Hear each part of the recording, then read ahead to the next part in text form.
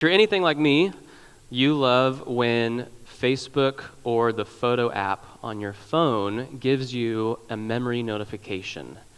I recently had a photo memory pop up this summer from when Haley and I took a trip towards the beginning of our marriage, and whenever I see those photo memories pop up, it sends me down this rabbit hole of looking at photos, and I get sucked into it for sometimes quite a while. And while doing that, I was reminded of a trip I took by myself. This was my first year of college. I was traveling to Chicago, and I got to Chicago via the megabus.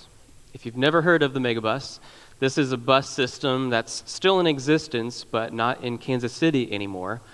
In college, I would go visit my friends in Chicago, and if you're on top of things and you know when you're going to be traveling, you can get, at that point, I could get a round trip to Chicago for $40. It's a pretty good deal for a college guy. So I would do that from time to time, and it was often an overnight trip, so you're traveling in the dark. It took about 12 hours, multiple stops. I got some stories from the megabus, so if you're interested, I'll tell those later. But as I went into Chicago for the very first time on this bus, I arrived about 10 p.m. at night. It's dark, but I can kind of see, the skyscrapers and the Chicago skyline. So I'm getting excited. I get off the bus, and my friend picks me up. And as we start walking to his dorm, which is in downtown Chicago, this stranger starts following us. And after a little bit, he starts kind of talking to us, and his voice raises, and he starts trying to yell at us.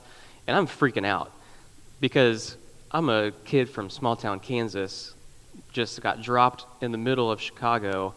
I don't know where anything is or what's going on, so we duck into Union Station, and we were fine. But I realized for the first time in my life, I experienced culture shock. And I stayed in Chicago for about 4 or 5 days, and by the end of it, I was ready to come home. Now, don't get me wrong, I love my stay. We did lots of cool things, enjoyed time with my friends, but I realized I missed my car compared to public transportation. Just the hustle and bustle of the city life compared to growing up in McPherson, Kansas. I was used to that, and I wanted to just go home at that point. We're catching Paul, the apostle, in Acts as he's going on his second missionary journey, and I think he's getting a little bit of culture shock and kind of a 1-2 punch from these cities that he goes through. It's kind of rough. And on top of that, Paul is used to working as a team. But last week we saw him preach in Athens, and he's by himself. And he goes through this normal pattern. When he shows up to a city, he goes to the synagogue, probably gets kicked out because people don't want to hear his message about Jesus, and he keeps going. But he had a unique opportunity to stand in Athens among the philosophers and the academics and preach to them. I'm sure that was maybe a little bit of a culture shock for him, kind of learn as you go. But I think at this point in his journey, we see Paul start to get a little worn out, a little tired, physically and mentally. He's just been put through it. And at this point, he might want to go home, but he just keeps going. Earlier in Acts, in chapter 17, he said his spirit was provoked within him. When he sees these people as he enters their city, he feels deeply for them, and he wants to tell them about Jesus.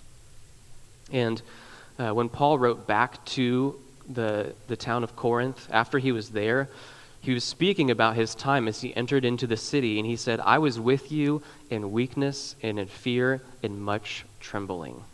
So he's walking into this unique experience, not unique in the way that Athens was unique, but unique because Corinth is full of a wealthy lifestyle, a cosmopolitan nature of people. They're also just famous for being a city marked by sin.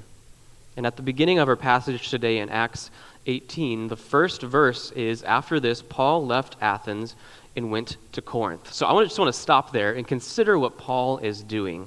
He preached in Athens, he's on his own, and he's just going to go on to Corinth. We read that sentence and we're like, oh, okay, that's fine. He just goes to Corinth. But I want to stop and think about what he's doing. He's traveling by himself, oftentimes just walking along the roadway systems.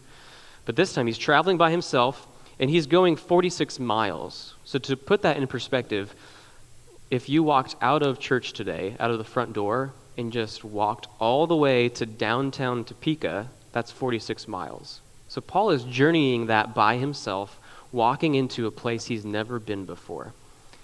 He's going to experience a little bit of culture shock. After this, Paul left Athens and went to Corinth. Some quick facts about Corinth. This was a city destroyed by Rome, but then refounded by Rome 100 years before Paul entered. It was a place of Roman status. It was a place of wealth and luxury. They were a place of wealth and luxury because they were the economic and political center of Greece. They were the capital of their province, so it held political power. On top of that, it was the center point of trade. There was sea routes going north, south, east, and west. So there was so many people from different ethnicities and backgrounds and places coming through Corinth. So Paul, of course, he would look at Corinth and think, yes, I should go plant a church there. This would be a good place for me to share about Jesus. He saw that people from all over the empire were making their way through Corinth all the time. And he probably saw, well, it's going to be a rough city. He's heard about it. But has Paul ever taken the easy road? Doesn't seem like it. And this honestly isn't that different from what we experience here. I was thinking about at Wallula, because of our proximity, we get people from Fort Leavenworth in our church, and they're here for a couple years, and they move on. We get people in and out, and they go all across the world, and they continue to share their lives with other people and share about Jesus. And not only the military community, but just people in general. We just sent Dave Coleman as a missionary to Honduras. College students are here for a little while, and then they move on. And people just transition into new phases of life. And over the years, we've seen people over and over move across the globe and continue to share about Jesus. So of course, it makes sense for Paul to look at Corinth, understanding that it's hard, and realize, yeah, this is a great opportunity. But when we talk about Corinth, yes, there is the wealth and the luxury, but we can't gloss over the fact that Corinth was home to much darkness. There was temples and shrines of the traditional Greek gods and goddesses littered throughout town. The center of Corinth's worship was the goddess Aphrodite, the Greek goddess of sexual love and beauty. They worshipped Aphrodite in hopes of getting more wealth and love and prosperity. They worshipped on the temple that was sitting on top of the hill called Corinth. This was Aphrodite's temple.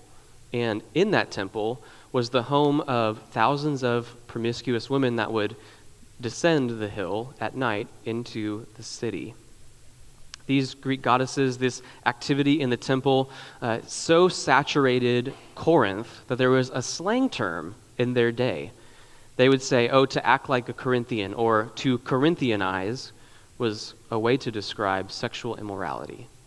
It had that stamp on its city.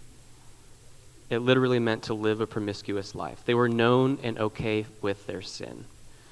There was cults that worshiped the emperor. Some scholars say that Corinth was more Roman than Rome itself. It was just this melting pot of mythology, pagan worship, nationalism, wealth, commerce, luxury, celebration of immoral lifestyle, and yet there were still Jews and still God-fearing Gentiles residing in Corinth. And in this series, we want to ask the question, well, how does this relate to us? How does Corinth relate to Lansing, Leavenworth, Piper, Basser, Bonner Springs, wherever you're coming from? Because we might look at Corinth and think, well, that's not us. That's not Lansing. That's not Leavenworth. And yeah, to a certain degree, I can agree with that. We don't drive around town and see shrines of Greek goddesses and idol worship. We're not known for sexual immorality that marks who we are. We might think, well, that's kind of like, sounds like Las Vegas, right? Sin City. What stays in Vegas, stays in Vegas. Or what happens in Vegas, stays in Vegas. But I want to contend that the root of the problem in Corinth is still experienced today. In my small group, we're reading a book called Live No Lies by Pastor John Mark Comer. And in the first section, he mentions this phrase coined by the Barna Group called digital Babylon. And this is what he had to say. Comer said, in a pre-digital world, to experience the cognitive dissonance of exile, you had to attend a far left university or live in the urban core of a secular city like Portland or LA. He's saying in order to experience sin, like we're talking about in Corinth, you had to go find it. You had to be in proximity. There was a physical distance, and you had to go find it. He's saying now, all you need is an iPhone and Wi-Fi. And in their article, the Barna Group says the power of screens in the lives of teens and young adults is immeasurable. And so we might look at ancient Corinth and think, that's not us. We're okay. We're going to be fine. Yes, to a certain degree, we might be fine. But the problems that they face with sin and spiritual warfare on their souls is not all that different for us. People today still seek pleasure, status, wealth, relationships, luxury, whatever it is. People turn away from God and seek other things. But I think now, I believe that it's easier because those things are in our back pocket. And as Christ followers, we're all in this journey to our forever home, and we want to remain resilient along the way and tell people about Jesus, and that's hard sometimes. We just have to be honest. It's hard sometimes. It was hard for Paul. He's showing up in Corinth, worn out, not knowing what he's getting into, mentally and physically. He's just had it. He's going in for the first time, but we see him in this story rely on two essentials in his journey that will help him with his ministry, and we can rely on those same two essentials as well. And the first essential is the church. We need the church. I'm going to pick up in Acts 18, starting in verse 2. It says, "And he found a Jew named Aquila, a native of Pontus, recently come from Italy with his wife Priscilla, because Claudius had commanded all the Jews to leave Rome. And he went to see them, and because he was of the same trade, he stayed with them and worked, for they were tent makers by trade. And he reasoned in the synagogue every Sabbath and tried to persuade Jews and Greeks." So Paul enters into Corinth. He meets Aquila, his wife Priscilla. They're fellow Christians. They're tent makers. So it makes sense that Paul would connect with them.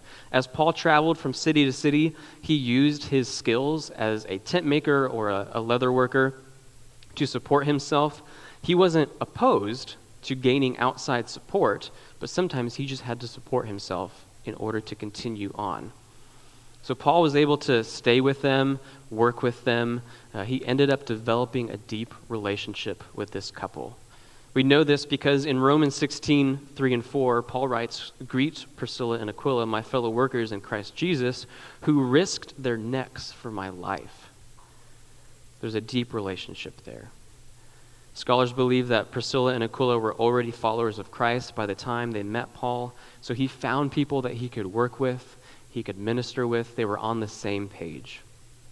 Having people with you on the journey is essential. If we jumped to verse 11 here, we'll see that Paul stayed in Corinth for 11 months, a year and a half. And I can't help but think that this close friendship right here is part of the reason he stayed a little bit longer than usual. And so day by day, Paul is working with them. On the Sabbath, he goes to the synagogue and he preaches. It says he reasoned in the synagogue every Sabbath and tried to persuade Jews and Greeks. He continued to passionately pursue his vocation of preaching Jesus. But then it gets a little easier for Paul. In verse 5, it says, "When Silas and Timothy arrived from Macedonia, Paul was occupied with the word, testifying to the Jews that the Christ was Jesus." So the team, they're back together. This is good news for Paul. People think that when they came to visit Paul and meet with him, they brought provisions, they brought some monetary support.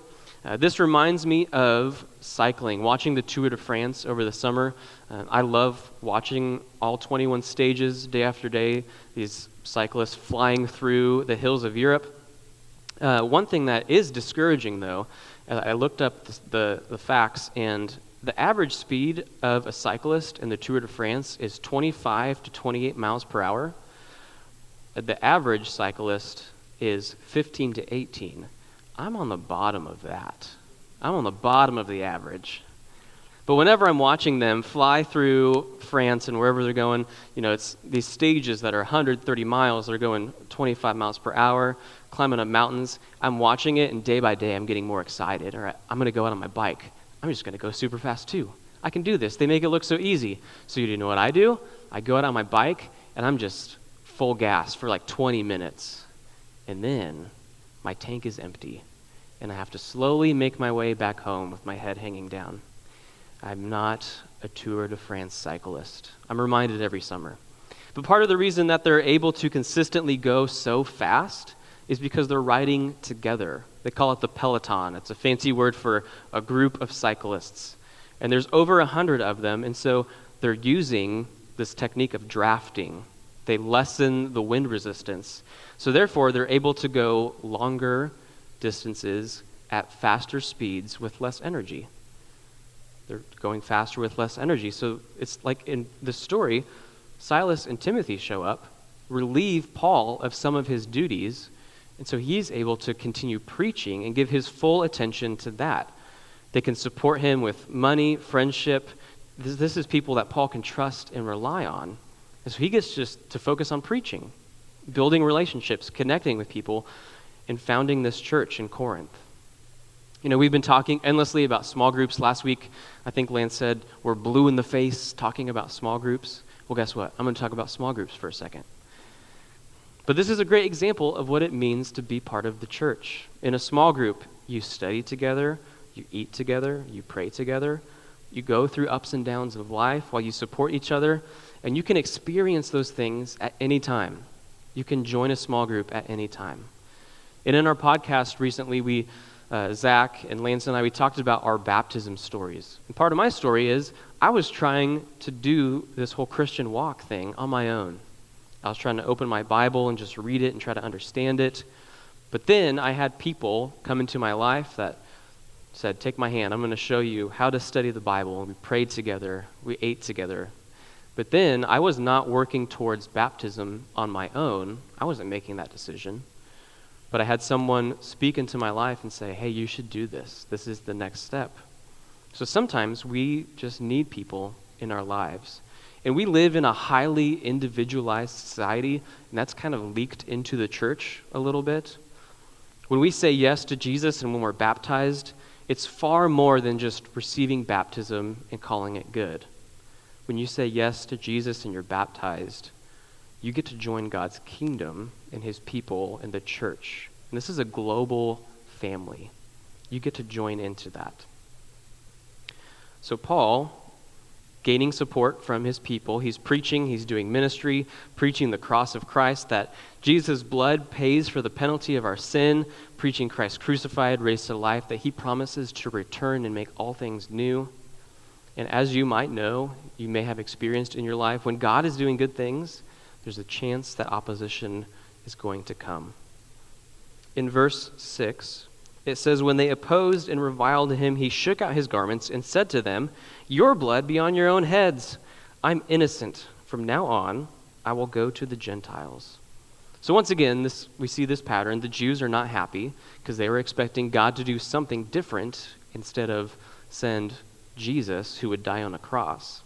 So they start opposing Paul. And if you read different translations, it says that they started blaspheming. So not only are they speaking against Paul, but they are speaking ill towards Jesus. They're denying Jesus to Paul's face. And doesn't it seem like Paul just kind of freaks out a little bit? But at the same time, I kind of respect it. Because once they start speaking ill towards Jesus, he says, whoa, I can't have any of this. I am out of here. I don't want a speck of dust from your synagogue on my clothes. I kind of imagine it like this. The Jews welcomed him in. They're like, yeah, you can preach here. Start saying things that they don't like. So they say, you're fired. And Paul says, you know what? Can't fire me because I quit. And he heads out. He says, this is on you. I'm done. And this doesn't really cross the line of, he's not canceling them. He's not getting angry at them. He's actually in line with what Jesus said in Matthew 10:14 to his disciples. He said, if anyone will not receive you or listen to your words, shake off the dust from your feet when you leave their house or that town. So Paul just takes himself out of the situation. But he finds himself in a bind again. If the Jewish community won't welcome him, what is he going to do? So he has to look for people to partner with once again, which is where we'll pick up in verse 7. And he left there and went to the house of a man named Titius Justus, a worshiper of God. His house was next door to the synagogue. Crispus, the ruler of the synagogue, believed in the Lord together with his entire household. And many of the Corinthians, hearing Paul, believed and were baptized. So Paul makes this bold decision to just leave the synagogue and go next door. He goes into the house of a Roman citizen, continues preaching the gospel, and there's a little bit of irony here because who shows up? The leader of the synagogue that he was just in. Crispus shows up. He's interested. He wants to hear more about Jesus. So Paul continues to talk about the gospel. And then we see this pattern of, in verses 4 and 5, the gospel is advancing. 6 and 7, opposition comes. 8 and 9, despite the opposition, God continues to work through Paul as he remains faithful. And a revival breaks out next door of the synagogue. And now again, did Paul just rule out the Jews? Did he just oppose them and say, nope, can't talk to you guys anymore, you're done, this is it? No. He just changed his strategy. He just shifted his strategy a little bit. Because Crispus showed up, the ruler of the synagogue. And he believes. In verse 8 it says, the ruler of the synagogue believed the Lord together with his entire household, and many of the Corinthians, hearing Paul, believed and were baptized. God is doing amazing things in this dark place. Paul speaks about it when he writes back to them. He says, I thank God that I baptized none of you except Crispus and Gaius. That means that Paul did some baptisms, but then the church just exploded, and there are other believers baptizing, and this revival breaks out. And even though Paul's ministry is seemingly going well, and the gospel is exploding in Corinth, something seems to be going on with Paul, which leads us to our second essential, which is God. We need God. I'm going to read starting in verse 9. And the Lord said to Paul one night in a vision, do not be afraid, but go on speaking and do not be silent, for I am with you, and no one will attack you to harm you. For I have many in this city who are my people. And he stayed 1 year and 6 months, teaching the word of God among them. Have you ever felt weary or overwhelmed or worn out? Because I think that's where we find Paul. Because notice the timing of this vision. And if you're reading in a Bible that highlights the words of Jesus in red, you might notice that these words are in red. So Jesus shows up to him at what time? It's in the middle of the night. Why is Paul up in the middle of the night? Probably because he's worried, overthinking things, kind of freaking out a little bit, feeling weary. I don't know if you saw this recently, but the Surgeon General spoke recently about how parents today are so stressed and worn out that he considers it to be a public health issue. In an interview, he said, yes, parenting is full of joy, meaning, and purpose, but it can also be quite stressful. And he goes on to say, this era of raising kids is difficult. It's stressful because of technology and social media. We're surrounded by it. He went on and talked about the stress of money and inflation, feeling lonely, parents comparing themselves to other parents because of social media. And ultimately, he gets down to it and says, no one talks about it because they don't want to be a burden to anyone else. And so on the outside, you see that family portrait on Facebook, and you think, yeah, those guys are doing great. But if you were to sit down with them and talk, you might hear a different story about what's going on the inside. And I think someone on the outside would look at Paul's ministry, us from Scripture, or the people in Corinth, they would look at it and be like, this guy, he is amazing. He is doing amazing things. Look at all these baptisms. This church is starting. Look at what he's already done before. This is amazing. But I wonder if we would sit down with Paul face to face and look at him and say, how are you doing? No, really. How are you doing? What would he say? He might be overwhelmed or worn out, tired, scared. Sometimes this Maybe it's happened to us. And sometimes maybe it's happened while we're serving the Lord. It's difficult. You feel like you're just on an island pursuing after God. You look around, no one's on the same path as you. And that's where we find Paul. And God shows up, Jesus shows up to Paul and reminds him that he's with him. He needed that reminder. We need that reminder as well. And Jesus gives him very specific statements right here.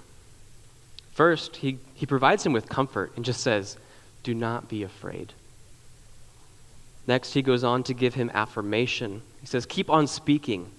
The things that you're doing, Paul, the things I've told you to do, your vocation, your purpose, your ministry, keep doing it. Keep telling people the gospel. Next, he gives assurance. He says, I am with you. And then he ends it with a promise.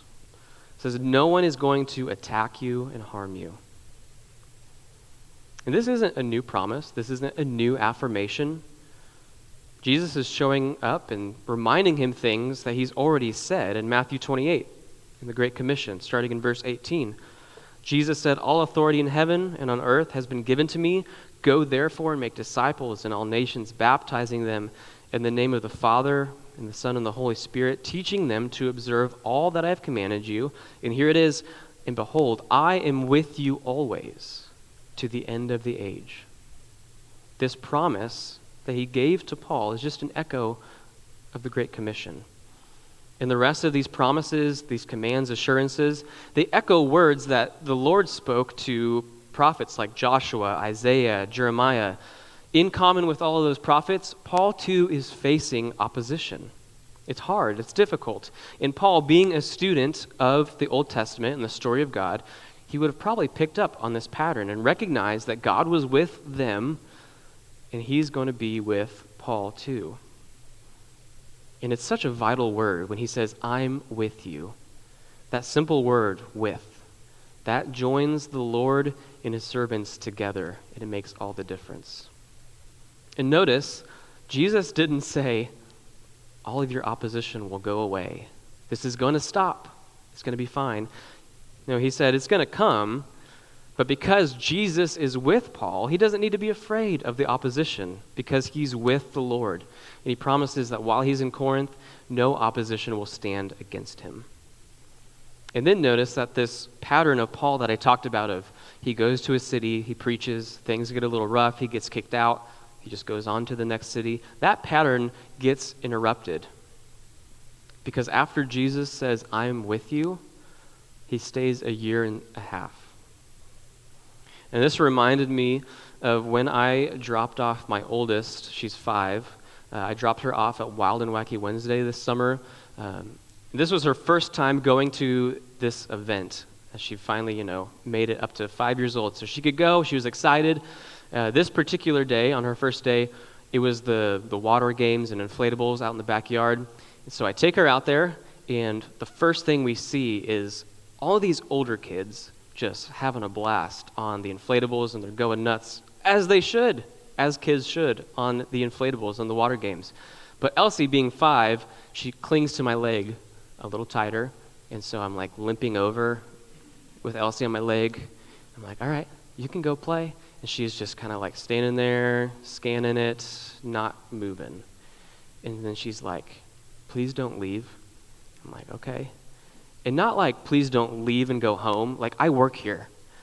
My office is really, really close to where she was at. Like, don't go to your office. That's what she's saying. Please don't leave. So I stand there, I say, hey, I'm with you. It's going to be okay. I'll stay here as long as you need me to. I'm with you. That gave her some assurance. But then you know what happened? One of her friends opened the door, ran out, and she looked at me and said, you can go now. It was great. She had her people with her. She wasn't afraid anymore. And I don't know where you're at. Maybe you are feeling tired, weary, beat down. Maybe you're feeling pretty good, and you see God doing amazing things around you. Or maybe you've turned from God recently, and now you're sitting there and you feel like you've lost touch with him.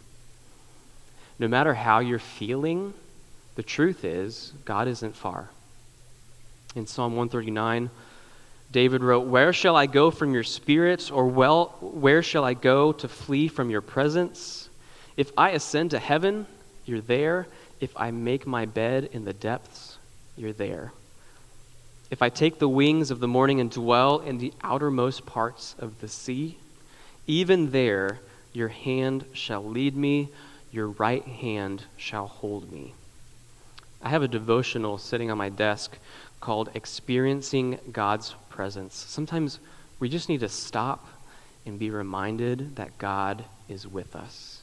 That promise in Acts 18, the promise in Psalm 139, the promise of the Great Commission has not changed. And that's for us today. God is still with us. It is essential that we remind ourselves of this regularly. And at this point, we get to verse 12, and it's this short story that caps Paul's time in Corinth. So I'm going to read starting in verse 12. "But when Gallio was proconsul of Achaia, the Jews made a united attack on Paul and brought him before the tribunal, saying, 'This man is persuading people to worship God contrary to the law.' But when Paul was about to open his mouth, Gallio said to the Jews, 'If it were a matter of wrongdoings or vicious crime, O Jews, I would have reason to accept your complaint. But since it is a matter of questions about words and names in your own law, see to it yourselves. I refuse to be a judge of these things.' And he drove them from the tribunal, and they all seized Sosthenes, the ruler of the synagogue, and beat him in front of the tribunal. But Gallio paid no attention to any of this." What a wild way to end your time in Corinth. And first of all, what a wild ending that this crowd got so upset and irate at what happened, at Gallio's decision, that they just think, we just need to beat up that guy. And I just think the governor at that point probably looked at him and was like, "Sheesh, glad I'm not dealing with those guys. Made a good decision." But what I see when I read this story, there's this Jewish charge against Paul, but it's kind of ambiguous to the governor. They say, well, this guy's persuading people to worship God contrary to the law. And I think, well, Gallio's probably, there's a disconnect between God and law. From his perspective, he might even be wondering, well, which God? He's a governor of a Roman sector. All he cared about was politics. And he might be thinking the laws of the empire, or maybe the laws about legal religion, or is this just about Jewish doctrine? Is this just an internal issue? So he doesn't care that it doesn't directly affect him, and he just dismisses it. And here's what I glean from the story. We watch God answer his promise. What did he promise to Paul? That no one was going to harm him while he's in Corinth, because he's with him. So he held to his promise. God said, "I'm with you, I will protect you." And just as about Paul he's going to open his mouth, first of all, I really want to know what he was going to say at this point, but we don't get to know. He opens his mouth, and then Gallio speaks, and Paul is fine.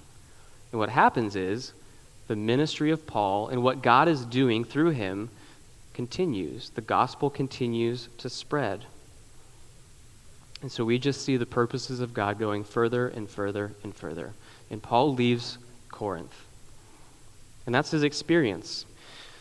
You know, he may not have been prepared for everything that he would encounter in Corinth.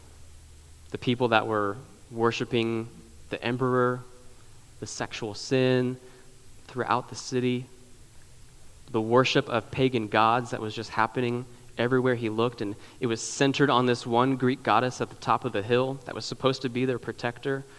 I don't know if he had everything in his tool bag to deal with those problems, but I do know that he had his essentials. He had the church, and he had God with him.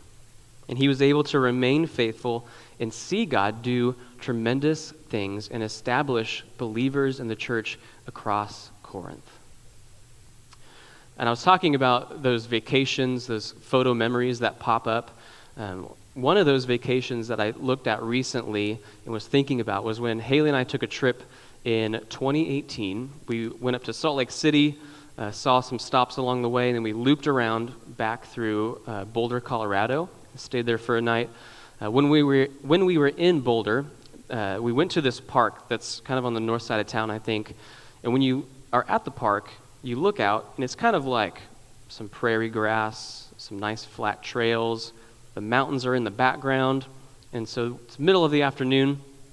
We think, well, we'll just go on a little walk. It'll be fine. We start walking, and it's super easy. As I said, it's flat. Everything's going well. But then we see this sign that says to get to the top of the Flatirons, which is these slabs of rock that kind of look over Boulder. It's 2.5 miles.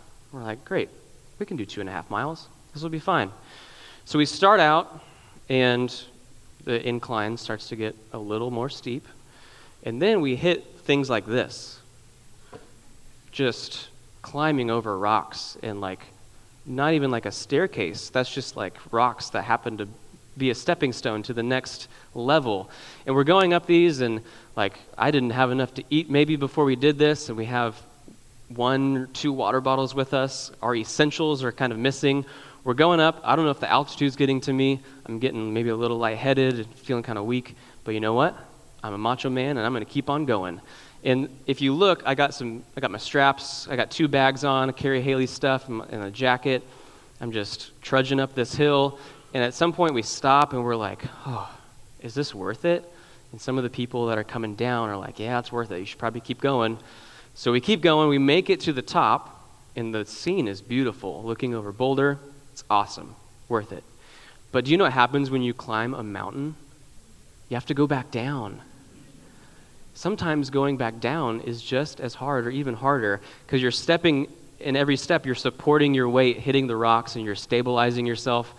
And man, we were just thirsty and hungry, and we were feeling it. We did not have our essentials with us. At one point, we realized we needed our essentials, food, water, whatever it may be, but it was too late to turn around and go get them. Because if we go get them and then go back to where we started, it's not really worth it. It's not really that helpful. We're too far into the journey. And that's kind of where we find ourselves sometimes in our walk with Jesus, in our spiritual journey. We get to a point where we think, oh man, I don't have my essentials. I don't have my people, the church. I haven't connected with God recently. And all of a sudden we feel that need for the essentials in our life.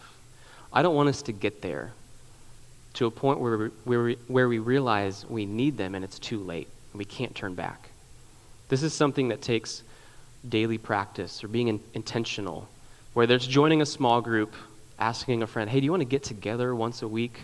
Just to be intentional about being together in fellowship, being part of the church.